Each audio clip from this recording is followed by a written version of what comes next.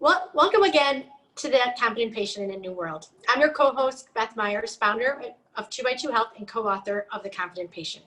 I am joined today by my colleague and co-author, Wendy Benson. We work with clients throughout the Chicago area who are recovering from a number of health-related issues. Oftentimes, part of our work with patients is helping them through their physical therapy appointments and exercising at home. With us today is physical therapist Jeff Bitters. He is the practice owner and physical therapist at CustomFit Concierge. We'd like to talk to him about some of the challenges patients often face and to provide a few tips for us today.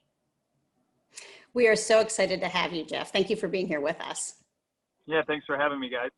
Absolutely. So to start us off, do you want to tell us a little bit about your practice? Yeah, really quick. So I've been a physical therapist in Chicago area for about 10 years and kind of worked for a variety of different companies and started my own practice about 3 years ago. And I guess the unique thing about my practice is that it is a mobile practice. So I go into people's homes. I think most people think of physical therapy, I would think, is kind of going into a clinic or going into a healthcare facility. So I do one-on-one private clients inside of their own homes. And I've been doing that for 3 years. And so we currently have 3 therapists and 1 practice manager. So there's a team of 4 of us.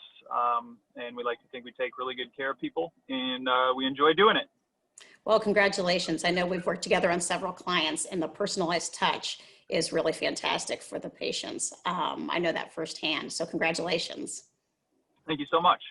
So when people ask questions about how the therapists all work together, sometimes people are confused about what their needs really are. How do you explain that to people? You know, I'm an occupational therapist, you're a physical therapist. We've obviously worked with lots of different speech therapists along the courses of our career. How do you describe how the therapists work together when a patient's recovering from something?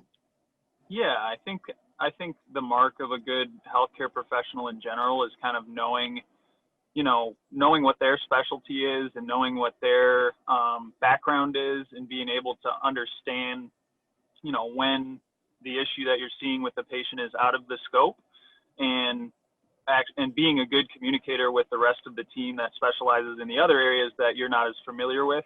I think the most powerful thing for a patient today, and the most challenging thing I think sometimes for us as professionals, is that communication with different disciplines. But when that's done well, and you see the result at the end, when the stars align and everyone comes together, it can be a really powerful thing. So I guess to answer your question, I always try with every patient that I see, for example, maybe there's a surgeon involved, maybe there's a physical therapist involved, maybe there's a caregiver involved, maybe there's a nurse involved, maybe there's an OT involved. So sometimes, these teams of professionals get to 8 or 10 people that all play, a primary role in helping with this patient. So it obviously poses challenge from a communication standpoint, but being small practice owners and being one-on-one with your patient, I think in my case, really helps to facilitate that piece of the healthcare puzzle. Absolutely. I definitely concur with that. At 2x2 Health, that's, why we started the company, was just to make sure everybody's talking. And it's hard to get someone, the physicians, are seeing patients. Everyone's seeing patients and taking care of patients, and they want to see as many patients as possible. So it's hard to kind of get everyone together to have that conversation. So it's nice to have one centrally located person that you can actually get a hold of and actually give, your suggestions and recommendations and history and physical to move forward with the patient. It really is an amazing set of works. For sure. And I think another good point is every patient is different, right? So every patient needs a different form of communication.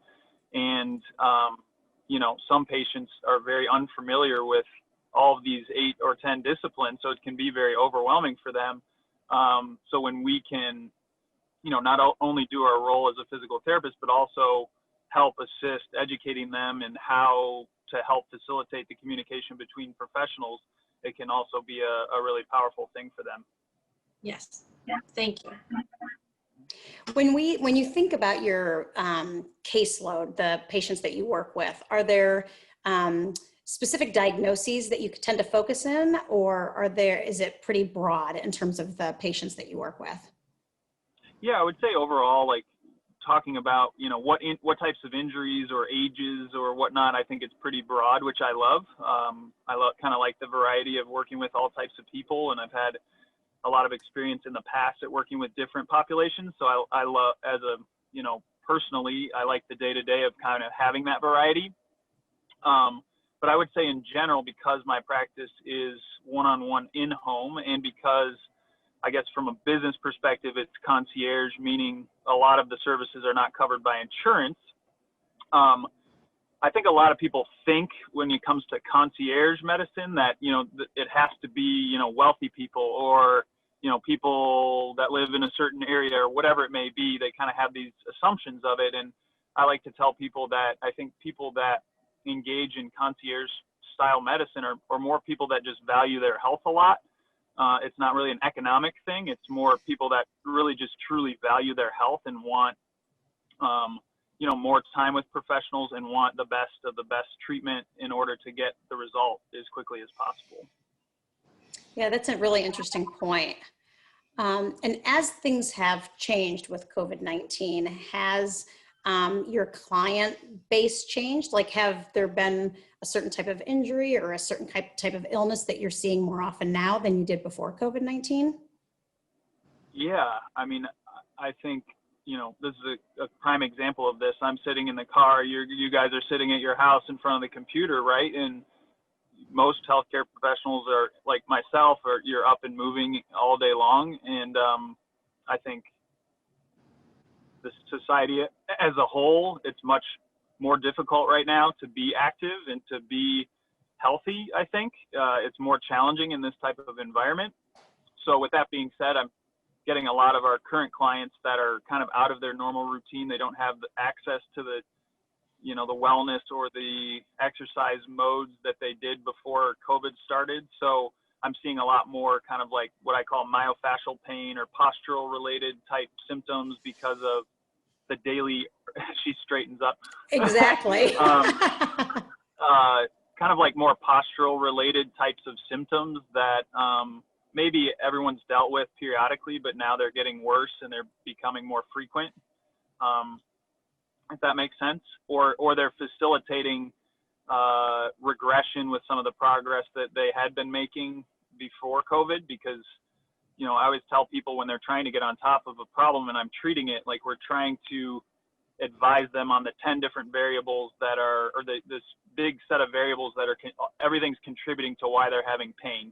You know, it's not always just post-surgery, right? Like we've all had kind of daily aches and pains, right? So there's a lot that goes into maybe why you're having those symptoms. And a lot of it is what you choose to do with your body in the, you know, many hours a week that you're not exercising.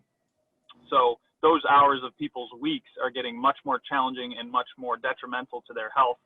So I'm seeing a lot more kind of like low back and neck kind of postural related problems, if that makes sense.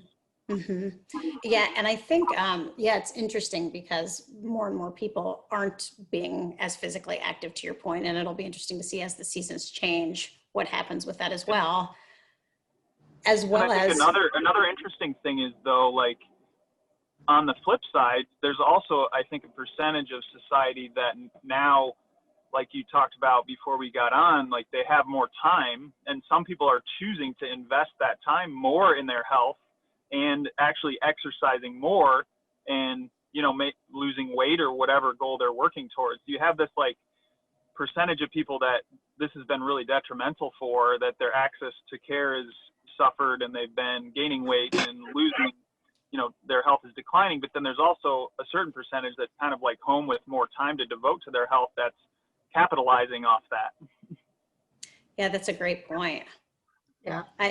I also think when you were talking about, you know, posture and, you know, body mechanics, I was thinking about not only is it important, it's obviously important for all ages, but I'm thinking about some of the kids that I know, and then my own kids who are doing more and more remote learning, and how important it is that they get up in between their classes, because ordinarily they'd be moving between their classes. And now, depending on how much time they're spending on remote learning, that could really impact, you know, the way that they're moving their body on a regular basis. Yeah, it's fascinating.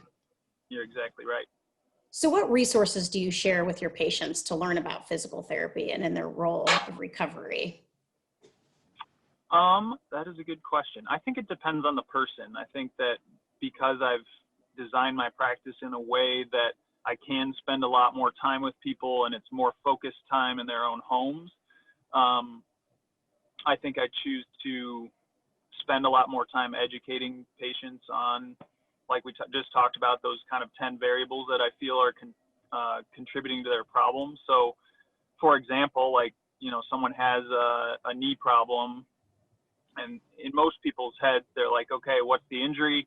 What are the things to fix it? How long does it take? They think about it in this very straightforward kind of process, but really most problems are multifaceted, and there's a lot of factors that play into it.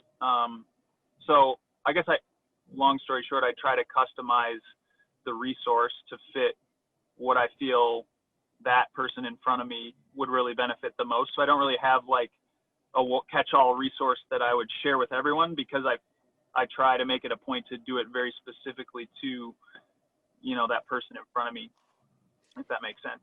I like that. I mean, I think that instead of it being a linear approach, it sounds like it's much more comprehensive in terms of the way that you view the function that a person has or is trying to get more of, right? Yeah, Great. I think us as healthcare professionals, I think we're teachers in a way, right? We're trying to teach our patients, a different way of thinking about their body and trying to facilitate certain behaviors, so that can get pretty complicated, and everyone learns differently, everyone responds differently. So I think the mark of a good healthcare professional is being able to modify and change their style to fit, the person in front of them, and to be able to troubleshoot a way of their learning style and be able to get them to their goal. Great. So with, COVID-19 affecting all of us in lots of ways, there are some people who are understandably, apprehensive about doing things, being outside the home, participating in things that, all things, but particularly, healthcare is just one of those areas where people are feeling anxious about. What message do you share when people are nervous about, being a part of a physical therapy program? I guess my advice to my clients is just to not engage in any healthcare that you don't feel comfortable and confident with, that you're safe, right? I mean, as we know with COVID, everyone has a different kind of level of comfort with it, and, that's okay. So I guess to jump into it, like, telehealth has become a really, low risk thing, that you don't have to take the risk of potentially contracting the disease or putting people at risk, but it can still be a really powerful thing in the physical therapy world, which I think is interesting. Now that we're on that topic, like, most people think that physical therapy can't be done remotely. It just doesn't make sense to a lot of people, especially if you haven't had it before. And me as a physical therapist, I actually, before COVID, never did any sort of remote visits or telehealth, and I kind of had written it off too, just thinking like, I need to be able to put my hands on people, I need to be able to help them with equipment, I need to be able to do things safely. But I think a lot of my clients have made the choice to, err on the more safe side during some of these periods where the disease is heightened, and that telehealth has been a super impactful way to still have a positive impact on my clients in a really safe way. So I guess I would encourage healthcare consumers to go outside the box a little bit and take advantage of those sorts of services that are now becoming so much more central to the way that we operate, even if, the technology side is maybe uncomfortable to them, or they don't see how it could work. I guess I would encourage people just to give it a chance.